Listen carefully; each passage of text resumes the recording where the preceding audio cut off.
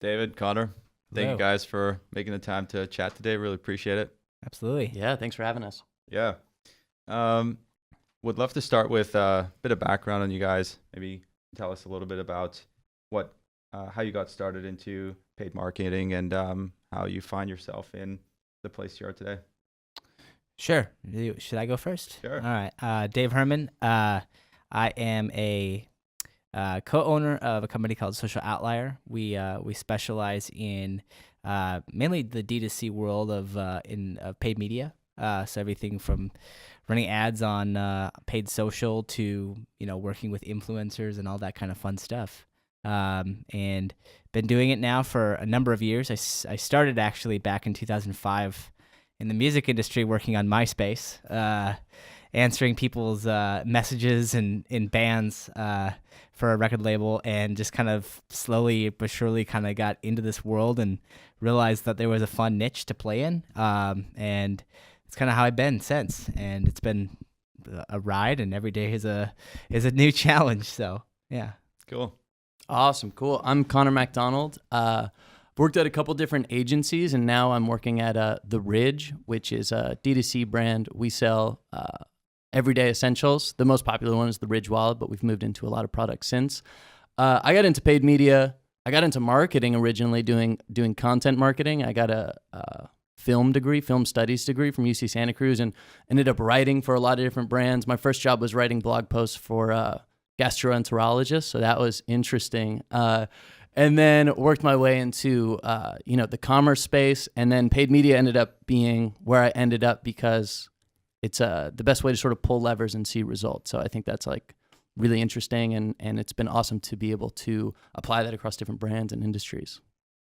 Nice. Well, I'm really excited to chat with both of you today. Love to kick things off with talking about retargeting, the kind of famous marketing strategy that has always worked extremely well for marketers. And I think that anybody who does paid marketing can always rely on their retargeting campaigns showing nice numbers on whatever dashboard we're looking at. And I've always been kind of fascinated with this problem. Obviously at Shoelace, we've been thinking about this quite a bit for the last sort of 4 years. And I always love talking to fellow marketers about it because in our view, there's something going on here where, from a marketer's perspective, you sort of look at your analytics dashboards on your retargeting campaigns, and you tend to see really high sort of return on ad spend results. But on the other side, and you think about it from a consumer's perspective, we've always also experienced this as consumers ourselves, and you sort of talk to any average person about their experience with retargeting, what you tend to hear is people say something like, oh, those are the annoying ads that I keep seeing everywhere I go. And oftentimes it's for an ad of a product that they've already bought. And you just hear these incredibly annoying stories that people always talk about. And so it sort of feels like, are we at a point where this is a trade-off that marketers just need to make, that in order to create profitable return on ad spend results, you just have to live with annoying your customers? Or is there a better way? Is there a way that retargeting experiences can be memorable and engaging from the consumer's perspective, and then also wildly profitable from a business perspective as well? And so, yeah, I'd love to kick things off there and hear your thoughts on, the state of retargeting. Do we acknowledge that it's incredibly annoying for consumers, and what do we do about this? How did we get here? What's the sort of answer? And is this even a problem, or is it something that is not as big a deal as sort of we've been thinking about it? So, love to hear what you guys think about it. Yeah, so I think the state of retargeting is interesting because you mentioned it being annoying, and I think every once in a while you'll see someone complain about it on Twitter, how they looked at it's always something like a toilet seat or like some sort of flight, and all of a sudden they're followed around the web.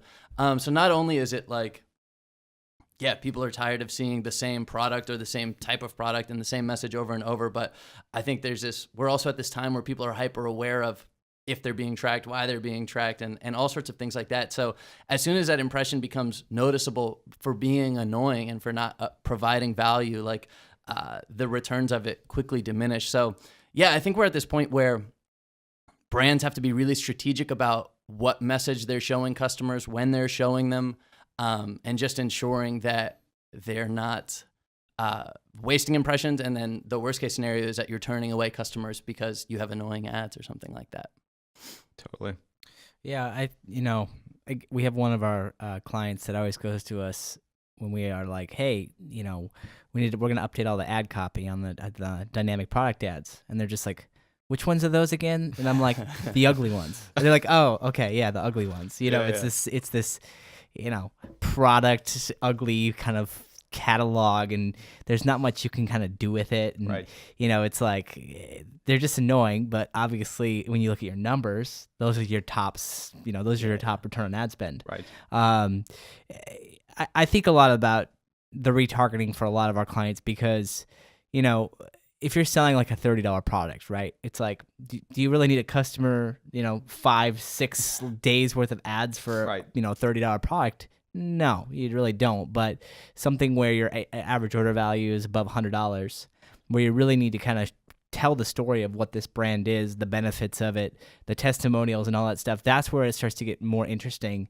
And I would say, 7 out of 10 brands probably don't ever consider it. They don't think about it. And so yeah, I from that point of view, there's a lot missing, and we do a lot of education with our clients about that. Like hey, do you have testimonials? Do you have unboxing videos? Do you have this stuff? And they're like, we never have thought about that. Mm-hmm. And it's like, okay, what's putting sort of basically putting in that process for all these people is like, hey, include sort of a little one sheet when you send out the product to send them a video for a 50% off coupon code or something next round, and really build that out with the mindset for future retargeting. Yeah, I think this is somewhat related to what's happened, particularly in the last, let's say, like 4 years, where I think something like 4 years ago, you would have brands who are just able to kill it on paid marketing. They would just pour a ton of money into Facebook ads, and just immediately you see phenomenal results on these conversion campaigns that just do extremely well on the sort of direct response approach.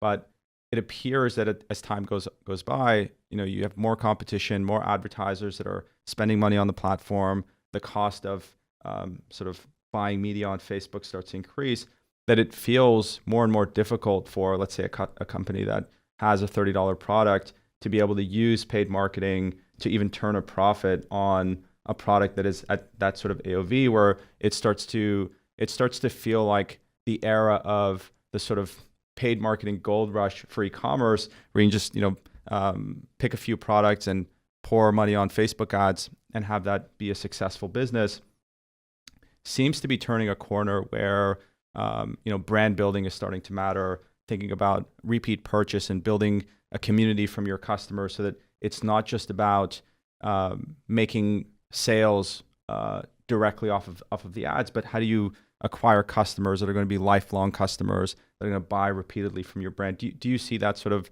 evolution happening from sort of a time where the golden days of Facebook ads, where you just pour money into them and they perform really well, to something that is evolving to be a little bit more long-term strategy of how are we going to use paid marketing to acquire customers, but how are we going to use those? How are we going to turn those customers into sort of loyal company advocates, and how do we do that? Do you see that sort of shift happening? Yeah, it's been interesting the last even this last calendar year. There's been a couple of things that have been interesting. One is, you kind of get into this world of you're always just retargeting everybody. Yeah. And do I really need to retarget and educate someone who's already bought, right? And so it's this idea of going okay, building out really, really tight segmented lists of going I don't want to annoy my people that have already bought. Mm-hmm. I want to get them in as quickly as possible. So messenger ads, right? Or just trying to get them in that way and excluding them from everything else. But to answer your point about the LTV of an audience, so many people they've never even thought about calculating these things. Mm-hmm. And it's they're concerned about their ROAS being a 1.85 or 2, and they're like, oh, it needs to be a 3 or a 4. But then you go to them and say, no, your LTV is actually this higher because, with Facebook attribution or one of these attribution tools, you're seeing that, the initial customer acquisition is a higher cost, but because you've got either a good retargeting funnel set up or something along the way, that customer journey is producing that number to continuously go up. So you feel okay about the higher cost because those old days are gone. Right. And so you feel, so. Yeah. I think there's a lot baked into some of these questions along the lines of like LTV and things like that. Absolutely. I mean, I think a lot of brands and someone who might not be familiar with the acquisition cost of a brand new customer might not realize that, you can see a much lower ROAS if you have either remarketing built out through paid, or if you do email really well, or if you have really engaging social content so that like you're seeing return from like those like essentially free channels, at least the latter two, that your blended ROAS is much higher than your initial brand new customer acquisition cost. It's incredibly important for people to realize like how that's actually built out. One of my things is, and I've talked about this with lots of different people, but you look at a return on ad spend, and that's even really smart marketers, that's sort of like the end all be all, is you're looking at that ROAS. But I think you can back out even further and look at like your contribution margin and realize that you can be running at an even lower return on ad spend with the idea that you're acquiring more customers who are going to be worth more to you in the long run. And you're able to acquire them now where you can at least like, what the cost is. You understand how your current campaigns can scale. Because another 2 years from now, like we don't know where Facebook's going to be. We don't know where it's going to be from 3 months. Right. You'll see week over week, your CPMs will be up 40% or whatever. So it's important to have all of those things mapped out exactly how you just described, is like the LTV of that customer.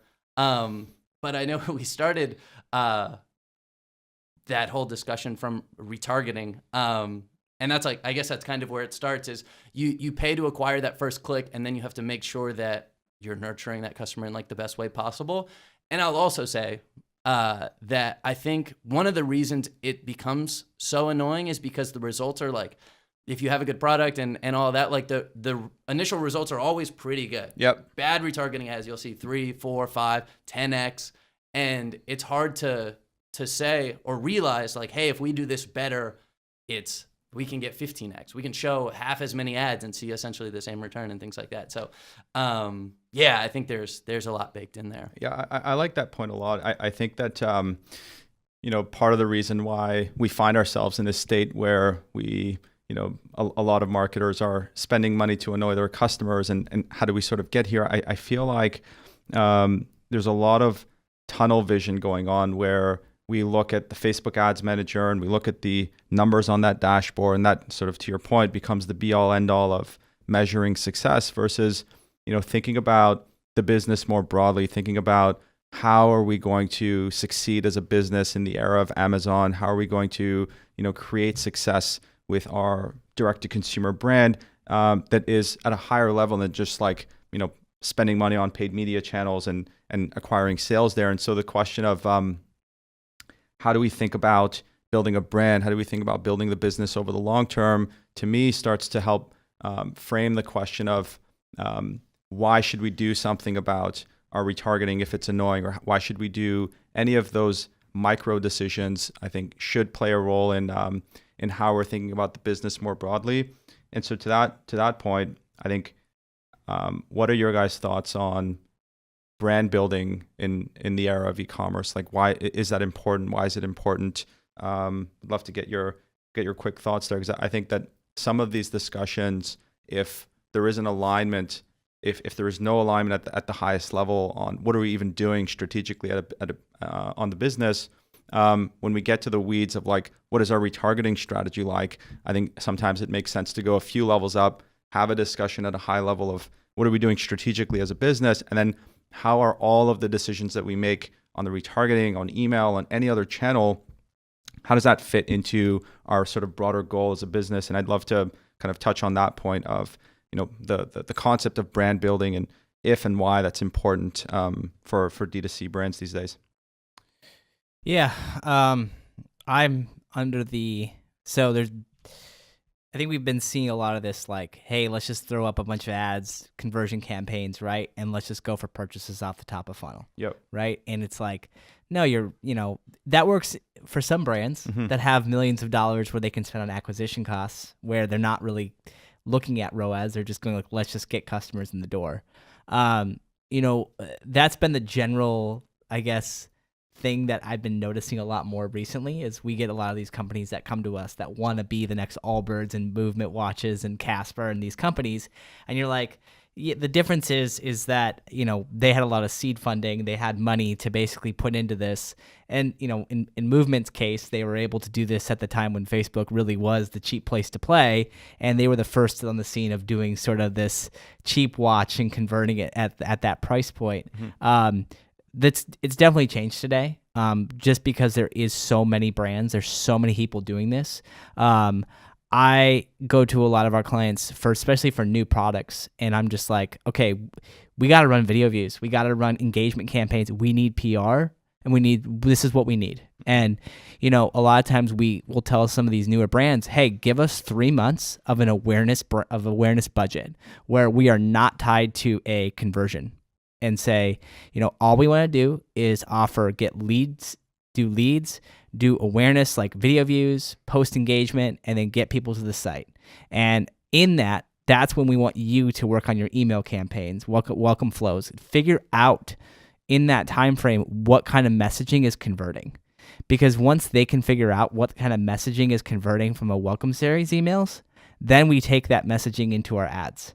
Because then we know, okay, we have data here that's saying like these are the people that are coming to the site. Okay, now we can start to hone in on this stuff to develop conversion campaigns based off the data we're seeing and make a more educated approach to it versus just throwing up these ads. Because frankly, it's like, I don't know, if we've seen this stuff, I'm sure you guys have been hearing about it, but like 1% lookalikes on Facebook, like just all of a sudden overnight, they just kind of quit performing the way they used to be. And it's because Facebook's pushing everyone to do 1% lookalikes. And it's like, no, now you got to go broad. Well, if you go broad, that means that the audiences are not connected to your brand. They might not know your brand.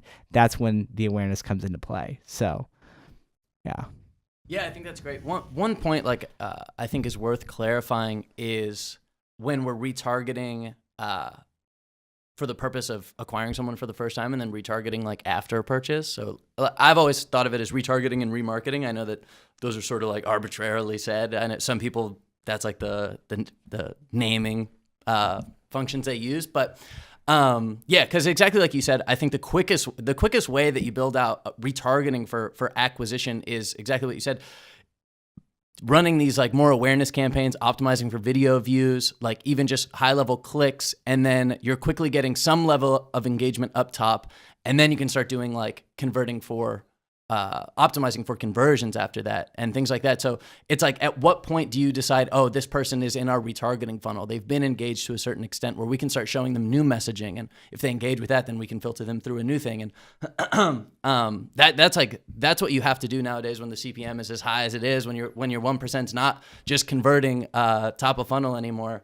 You have to be really nuanced about how you're building those audiences and things like that. So it's, right. There's a lot going on. And, in a lot of cases, direct to consumer brands have pretty cool products. I think if they're succeeding in the market, for sure need to have products that are compelling, that solve some need. But it also appears that there is a story behind the brand. There is a messaging. There is a sort of purpose behind what they're doing, that to some extent that's what is resonating to their audiences, and that's what's kind of drawing them in. And it's the combination of that sort of emotional connection on the brand level, along with the appeal of the actual owning of that product, that feels to me like the combination of those two make for a really successful brand. Like you look at Away Travel, let's say, I think it appears that they have a phenomenal product, but more than that, it appears that when you purchase from Away, you're sort of sending a message that I am this, young executive, tech savvy traveler, and I want to buy this product because that's the sort of community that I want to belong to. And I think that when it comes to paid marketing, it feels like sharing that message of what is behind this product is difficult to do with just one ad experience. And I recently heard somebody talk about it this way, where once upon a time, marketers used to have the attention span of consumers for like 4 or 5 minutes at a time, and they're able to just tell an entire story and say, here's our brand, here's what we do, here's what we stand for, here are the features and benefits of the product, here's everything you need to know to fall in love with our brand and buy this product. But living in a world now where we have people's attention spans at like 10, 15 seconds at a time, it feels like chopping up that story into smaller bits so that we deliver that to consumers in a way that by the time they've consumed all that content, they sort of have a full picture of what the brand stands for, and are sort of learning about the product and the brand in that capacity. Do you guys think about paid marketing playing a role there and sort of telling the brand story beyond just here's the product, here's why you should buy it? Yeah, absolutely. So I think that as you described, as paid media has gotten more expensive, you just have to make every impression more impactful. And when you run like a single retargeting ad or like two different retargeting ads, like you're not doing that. Like the impactfulness of each ad and each impression just diminishes really quickly when you're showing that 3 or 4 times, or your display retargeting is like just more product photos and things like that. So it's incredibly important as things become more expensive that you're outpacing that with making your ads more impactful. And the best way of doing that is being some sort of storyteller. One thing I do think is we talk about the Away Travels and the Warby Parkers and these they're like brand first brands, and it's obviously it's incredibly important for them on to differentiate between everyone else and to sell this like lifestyle and this like aspirational purchase. I think that there are a lot of brands out there. A brand's always going to be important. You're going to want to be a product. You're going to want to speak to your customer that the way they want to be spoken to. But I don't think it will save every business. You can't. There was something on Twitter the other day. This was, I don't know if you guys saw this, but Amazon serving their own white labeled products on the product pages of other brands, and like the 2 examples I saw were a Glad plastic bag and then Luna sleep pills, and like both of those products I think are like they're just becoming commoditized, and Amazon's proof of that. And for someone like that, brand will help to some extent, but I don't think it's going to save them when consumers really just want what they want is to put their trash in something that's not going to rip. And when the commoditized product that's not as well branded is half the price, it's like it's always going to cut into your sales there. Yeah. So it's like, yeah, I see this all the time. It's like brand is always going to be important, but it's not going to be the savior for every company. And a lot of the time, sorry, I don't mean to cut you off, but a lot of the time it just comes down to you have to be really strategic about the way you're spending money. You can't have big branding budgets if you're a product that's quickly becoming commoditized or something like that. So it's tough to talk about the D2C space when there's all sorts of different products, all sorts of different use cases, all sorts of different consumers, because everybody's buying online now. Everybody's an e-commerce customer. Right. So I think the question there, which is interesting, is that is there room in the market for products that are going to be like commoditized products, or is that just what Amazon will end up gobbling up, and the only brands that will succeed are the ones that are building this sort of brand experience? Like, is there a world for companies to compete in the world of Amazon where their products are getting commoditized? Like, do we even see a future where those brands can exist? Yes. Okay. How so? There's been a lot of talk in the media buying world, especially when it comes to government regulation. Mm-hmm. And this industry will be regulated. It's not a, if, it's a when.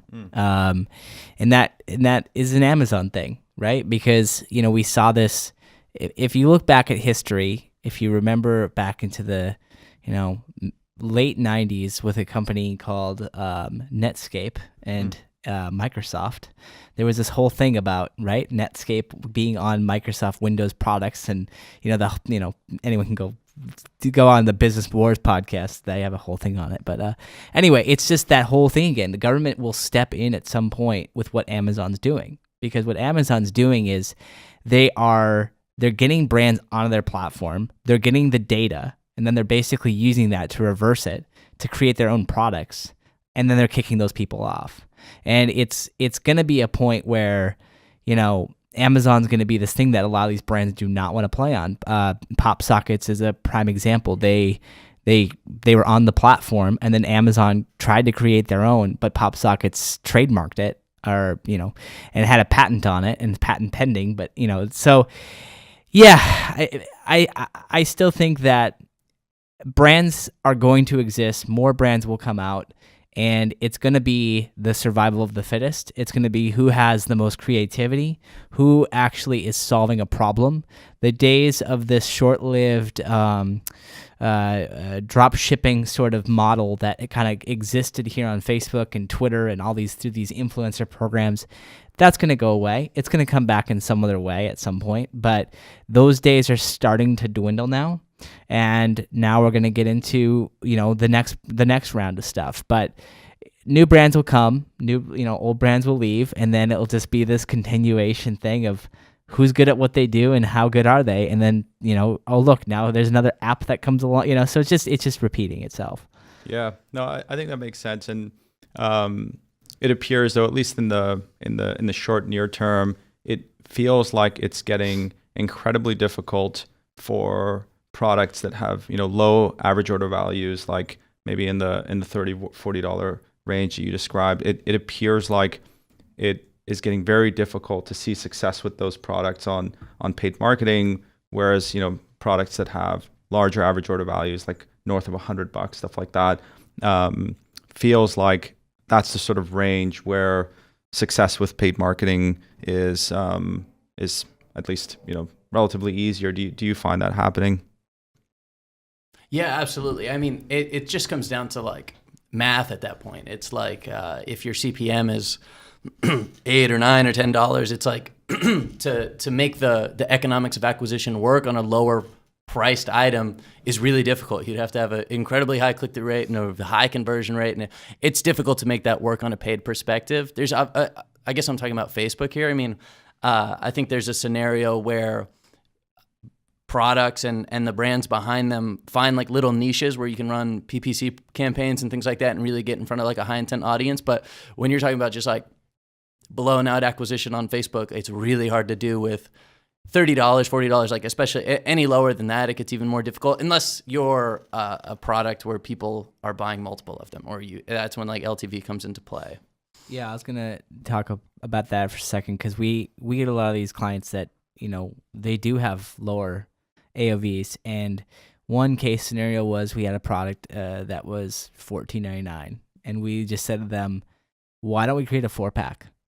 And and they were like, why would anyone want to create a 4-pack? I'm like, well, it was deodorant. And so we created it not knowing this thing would work, and it just took off. And I looked yesterday, 91% of the orders have come from that. And they're buying it, and it's just increased the AOV. And was there a discount at the 4-pack too? It was a discount code. So it was like basically, I don't remember if it's buy 3 get 1 free kind of thing, but I think that's kind of how it is. And with a couple companies, we've done that where the average order value is super low. We've said, all right, let's just do like buy 1 get 1 free, or let's do buy 2 get 50% off. And by doing that, it's a short-term thing because you're just getting people in the door, but it's a proposition that I think we're doing more of with our clients, because they still want to be running ads, but you're like, yeah, dude, your CPM costs are $22, and there's no way you're going to sell a product for $7 CPAs like we were getting 4 years ago. And so, yeah, I think if there's a takeaway from this, that's a huge thing. Right. Yeah, no, I was gonna say, I mean, that's a super good point. Is like when I talk about the economics of acquisition for paid media, there's things that you can try to do to drive down that acquisition cost, but then there's the other 70% of the business is like, how much does it cost for you to make? Can we drive that down? Like, can we start charging for shit? Like, are you doing free shipping? Can you charge for shipping? Things like that, bundling them, all sorts of things like that is like, that's all post-click. That's all like post-advertising, and just ensuring that the AOV is there so that when your CPA comes in, there's a difference there in the positive. Yeah. So yeah. Yeah, and I think you both kind of touched on the role of LTV and repeat purchase and how it's still a metric that I think is not really well understood. Not a lot of brands and marketers are sort of factoring this into the decision-making framework of how much are we willing to spend on paid marketing to acquire one customer based on the assumption of what percentage of these customers are going to buy again. And I know that Wilson Hung, who I'm a big fan of at Kettle and Fire, talks a lot about this. And he was kind of advocating for this idea that there should be a person in-house or somewhere on the team who sort of owns the LTV metric. And I really like that a lot. And I think that it's starting to feel like the more sophisticated that brands become around how does LTV math fit into the overall success of the business, it appears that there's a ton of opportunity on being able to spend more money to acquire one customer because you know that the math is going to work out over time. And just like it opens so many doors in terms of possibilities of what we can do. Whereas like, again, back to the point of that sort of tunnel vision where it's like, we just look at the Facebook ads manager and say like, we see this amount of spend and we want this amount of CPA, and all the math has to work like right there on that one transaction. But it's, there's much more to it than that. Yeah,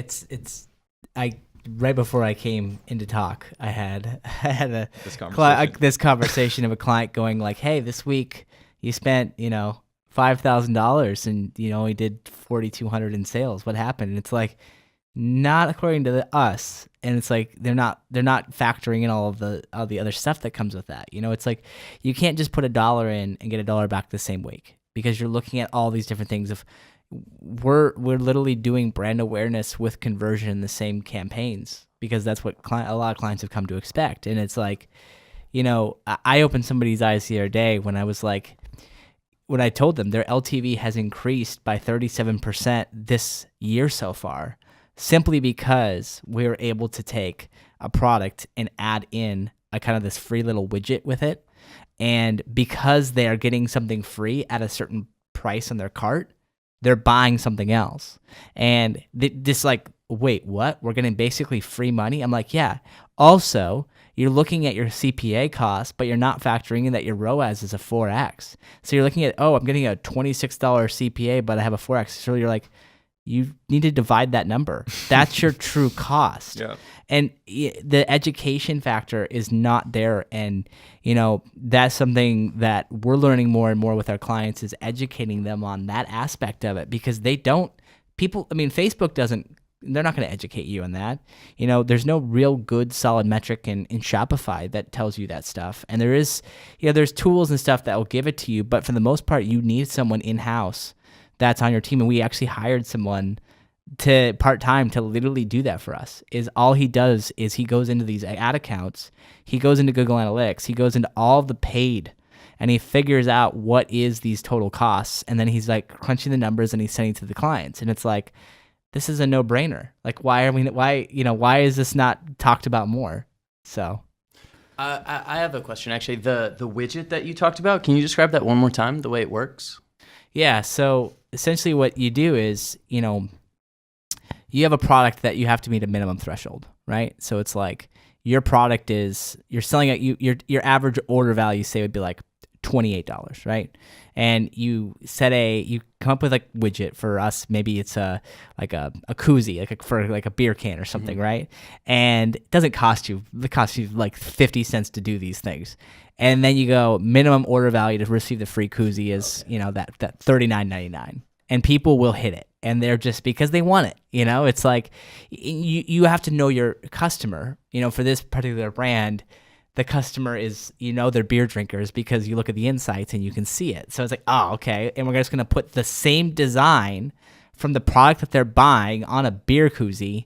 And it's like, that's just increasing the value right there. Right. So Yeah, so that's really cool. I think that's interesting. Is like, so you're talking about the AOV. That's like, we can talk about it in this case, but like their initial purchase has a higher AOV, so their LTV is a lot higher than the cost of the product. And then there's also, I think this becomes a little bit more complicated, but brands need to figure out when's the next time that person purchases, because you can also say like, oh yeah, the average person who purchases a product buys a gift during the holidays or buys something else 6 months later. So there's also LTV happens over time. It's not only like AOV, which like is obviously that's like immediate LTV, and then there's like the stuff that happens over time. One of the things that a lot of brands do, this is like nothing new, but like calculating the cost of what is an email to you? What's the value of an email? And then what is your cost per email? And what we'll see is like you'll have a certain return on ad spend, like a last click return on ad spend. And let's say your CAC's like $10. Your cost per email might be, $5 or something like that, $3. But you might also know that email to you is worth $1.50. You have a great welcome drip, and you know that you're going to be running a promotion for Father's Day, and that 60% of the promotions that come in are from your email list. And yeah, that's just something that like is super important to take into account, is when you're paying for that initial click, how are you maximizing that LTV? And a lot of it is just like retaining that customer through smart retargeting and smart email marketing, and knowing what those things are worth to you. Right. Yeah. It's a tough conversation, because I think, attribution is always hard, and that's always been like a tricky thing. Some people look at it in Facebook Ads Manager, some people look at it in Google Analytics, and I think that there is a lot of ambiguity around some of these metrics, particularly when it comes to calculating lifetime value of customers. So I think it's no wonder that that we look to the easiest metric, where the client that you're talking about, David, might look at the Ads Manager and say, I understand this, I see these numbers, so I can wrap my head around it. So it makes for an easier conversation around this, whereas like some of these other things require tying in a bunch of other factors together to have a more sort of holistic discussion, and just becomes harder to do. And I think that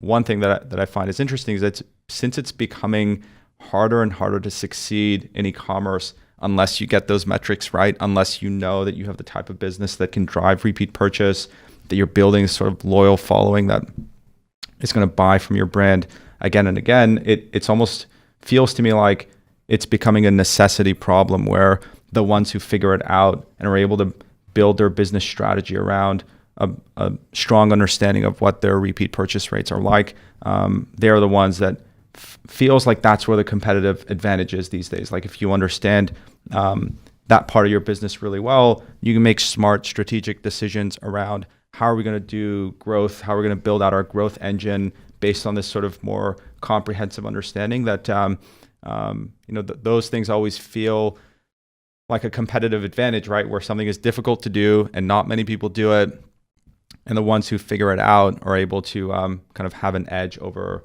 their peers in the market, perhaps. Yeah, and it's I've been this last week just been soaking in data, just looking at everything, and it's just, I think I do this a lot of times every quarter, where I go on to these Shopify stores, right? And I go into the analytics and go in and just type in a product, and I want to see who's this email that has bought the most. And you're always going to find like those couple people, and it's like they've bought 6 of them and 12 of them. And it's like, okay, all right, how can I figure out who this person is, and why is it that they're buying so many products? Mm-hmm. And, it's like that's right there is your target person. They're buying it, they love it, and then you go look at your ads, and the analytics guy and I actually are pulling from the Facebook API now of comments, and I'm actually trying to build out sort of a comment word cloud almost based off the API. So pulling from the API the post IDs, right, and building out, and now I'm like, then my brain starts going like, well, is there a way that I can grab and see comments and basically grab someone's email or their name and just put it into our like a spreadsheet, and it pulls up what ad they commented on, so we can go in there and we can just talk to them because it's like, it's not invasive then, right? It's like they open up that conversation, so you can go talk to them in ads and actually try to build a relationship with them and be like, hey, ask them why they like the product, why they're coming back and forth. And, it's a lot of work, but it's a meaningful relationship. And you're going to see that person be a brand advocate for you. And it's like, there needs to be people on these teams that do that. Like, it's the second nature for us to go, yeah, no, we should be talking to our customers. But for a lot of these brands, they're just like, set it and forget it. They're not thinking about the customer. They're not thinking about the journey. They're not thinking about this. They're just like, they look at a spreadsheet all day. They look at Shopify all day, and they go, okay, I made this much money. And we have one client, they were actually mentioned on the last earnings call for Facebook because they were able to hire people for their office in-house, like from Facebook ads, and because of the success. And because of that, like, they're able to spend more time in the comments, and they comment on everybody. They're in there all day, and these people love this brand. Like, they just released a new product last week. They sold out of it in a matter of days because the brand advocates are so in love with it. And it's like, that's the poster child for these D2C.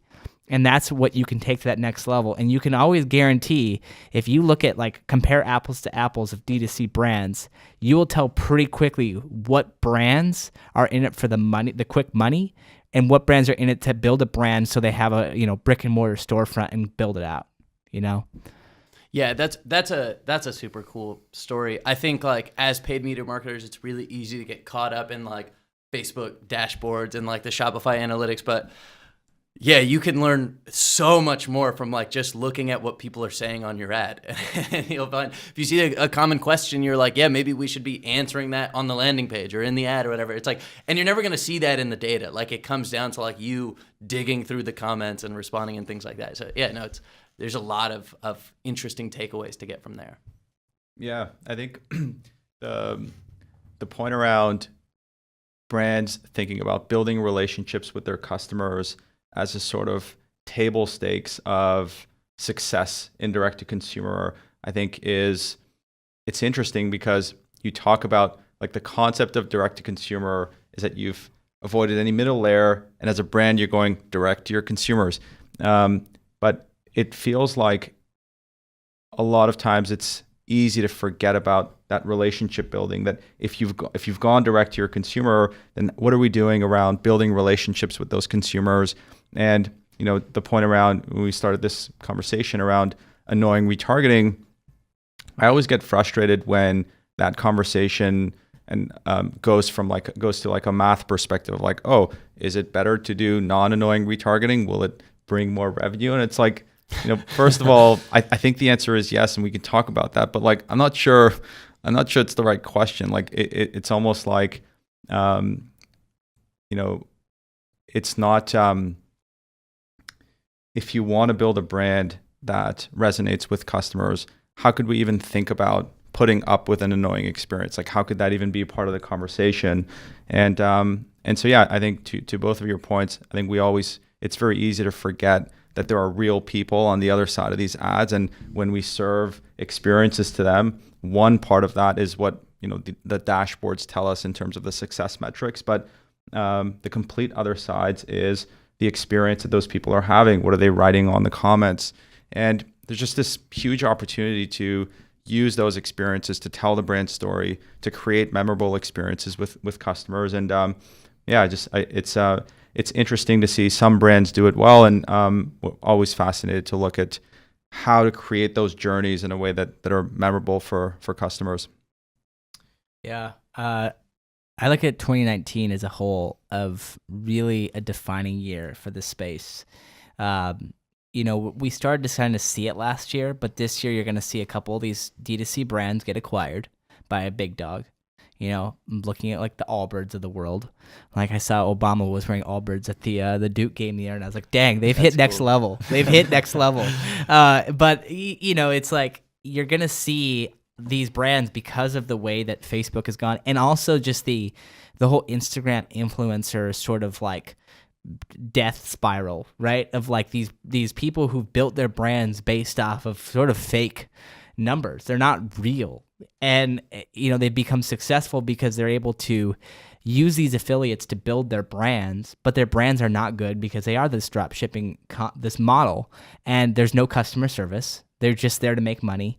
And so in a way, it's hurting all of the quality brands. And that's why we have to try harder of going the extra step and going like having really good customer service, having really good ads that are not just these static ads that look ugly, but like, having the brand's face, like get on a video camera and talk about why the person will like this product, and understand also where is their traffic coming from. Because, ultimately, if a client will come to me and go, hey, we're going to run some affiliate marketing, I'll be like, where are you running affiliate marketing? Because ultimately that's going to control my retargeting traffic, because that's the traffic that I'm dependent on to convert. And if we're getting this traffic from, ilovecats.com and we're a dog company, it's like, yeah, that's not going to be quality and it's not going to work. And so the idea that, this quick, get rich scheme that has always happened forever and ever and ever, in this space, this is going to be a defining year for it. So. Yeah, no, I mean, I totally agree. As it gets tougher, we're going to have to get better. Like, that's what it comes down to, which is nice, I think. Like, ultimately, consumers win, and the best brands win, and therefore the consumers win as well.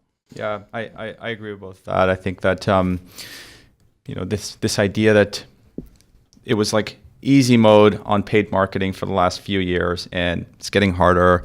And I think that there's like a lag between everyone acknowledging that has happened, and like, not living in the past of the sort of easy days where you can just pour money into Facebook ads and all the math is going to be wonderful, and, starting to adapt to the new realities of where sort of the paid marketing world is going and how difficult it's become with all the competition. And on that point, I'd love to ask both of you, and maybe as sort of a last question before we wrap up, that on the same sort of point of how paid marketing has become so expensive, and the dependency on these channels is sort of scary for brands to rely on just one channel for all of their growth. There's a lot of conversation around how it's very dangerous for a brand to sort of solely rely on paid marketing for their growth engine. What are you guys seeing in terms of how really successful brands are building their growth engines, and what role does paid marketing have as a part of a more kind of broader growth strategy?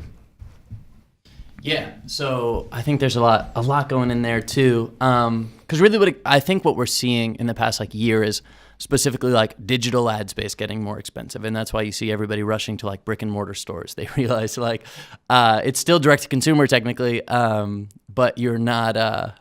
You have to open a store like everybody else did. So that's one piece. You see people moving offline because those costs are at least more easier to project out, which is nice. And then the third point that you see all the time in the space is people talking about community, and how are you retaining that community so that you can reach them cost effectively afterwards? Because the last thing you want to do is pay for a click in any way, or sell a product so that you get word of mouth so you get that click, and not have the system set up so that you can reach them in a cost effective way. Because if you're completely relying on paid retargeting, then you're spending a lot of money. So you do email really well. You see brands doing content really well, moving into videos and written content and blogs and magazines and whatever else, in order to try to retain some of these people for free, providing value in a way that means someone will want to come back and want to hear from your brand again. So I think that's only going to become more and more important. One thing I think is interesting is when people talk about building community, we talk about your Instagram profile and things like that. And really all of those are there are very few distribution channels that brands really own. And I think we're going to end up seeing more and more people develop new ways, like Glossier's building out their own app. And, you could say, the magazine is a distribution channel that you own. And I think we're in stage one of digital brands figuring out how to stay in contact with consumers that is other than paid retargeting and even organic social and things like that. Yeah. To kind of answer your question about the whole like reliance on this paid, it's there's a few things that if you've been really kind of paying attention to the social world, specifically the behemoth Facebook, you've been noticing, specifically in your feeds, the ever importance of groups. And you tend to look at Facebook and go, they position things certain ways to kind of force it. But we've kind of already been building tribes, right? And we love this sort of tribal aspect. That's why the app like Nextdoor is super big. Is because we connect with people who are local to us that have somewhat of a connection. And as the Facebooks of the world and the Instagrams of the world continue to get bigger and bigger and bigger, there's going to come a point where people are they don't want to talk to everybody. They want to talk to a small group. And so, the reliance on groups for brands is going to be even bigger. And starting to think outside the box of, okay, well, I don't know, I have a toothbrush brand, right? Well, you don't need to build a brand around that. Build around like teeth health or around something like that, which is a niche, and build that up. Because ultimately what's going to happen is Facebook's newsfeed is going to be to the point where it's going to be a dead zone, and you're going to have to go somewhere else, and it's going to be in groups. And what you do in these groups is you build them up, and in those groups is you basically have people who you can reach to do your Facebook Lives to. It's basically going back to the Facebook pages that started. And, it's getting them, asking them questions about new products, getting them all that. So the reliance on paid, I think moving forward needs to be less. It needs to be less and less of your overall, because you need to be reliant on email acquisition, on organic acquisition. And tools like Facebook's Attribution are actually really good for this, because you can actually see how much money is coming from your organic Facebook and Instagram posts now. It's categorizing all that. And so I encourage people, if they're listening to this, like go into Attribution, like look at your Facebook posts and just start looking to see what monetization is coming off organic posts, and then go, okay, that's interesting that this is happening organically. Oh, maybe I can include this stuff in my retargeting because it's working. And it's taking that whole cohesive environment of looking at your data, not just your paid, but looking at your organic and relying more on what that's telling you from an organic perspective. And then on top of that, going outside and not relying on influencers, but going and doing old school PR, because believe it or not, old school PR really does help. It helps these brands, especially like if you can have not Forbes, because Forbes buys anybody, but like going to a company, like getting your stuff in, on a TV show. Like my first brand I ever worked with, we got us on a movie. And we built up the brand around this movie launch. And that was how the brand started. This was in 2009, when Facebook was just kind of like the business pages had just started. And you wouldn't believe how much that impacts you about just having that old school PR, paying someone, saying someone good for a month. It's going to work, and it's not relying so much on the paid side, but really going and building up your quote unquote SEO, right? So yeah, I mean, it's kind of a long-winded answer, but that's kind of where my mind's going right now. I'm reminded of a really good quote from the book The Hard Thing About Hard Things by Ben Horowitz. I don't know if you guys have read that book, but it's really cool. And he talks about there's no such thing as silver bullets, only lots and lots and lots of lead bullets. And I think that we're so drawn to like finding a silver bullet, and for certain periods of time there will exist silver bullets. And I think one can argue that for a few years paid marketing on social was like the closest thing to a silver bullet in terms of a growth engine as they come. And as that sort of wraps up and fades away, I think that a lot of what you described sounds like just like good old hard work to kind of do a lot of different things and not rely on this just one channel or one sort of silver bullet, but figuring out how do all these things fit together in a kind of bigger, broader, cohesive strategy. And frankly, it's just like not easy to do. And so, Connor, to your point, it's getting harder. But I agree with you that ultimately the consumer wins because it's the brands that are able to do a lot of this kind of hard work to make it all work together are the ones that are going to care about good brand experiences, good products, good customer experiences. And so, yeah, in a way, I'm kind of happy about the fact that it's become harder to do because I think that consumers will be better off for it. Excellent. Yeah, absolutely. Yep. Cool. Well, thanks so much for your time, guys. Absolutely. Really appreciate you coming out and having this great discussion, and hope you enjoy the rest of your days. Thank Yeah, you. yeah, you too. Thanks for having us. Yep. Cool.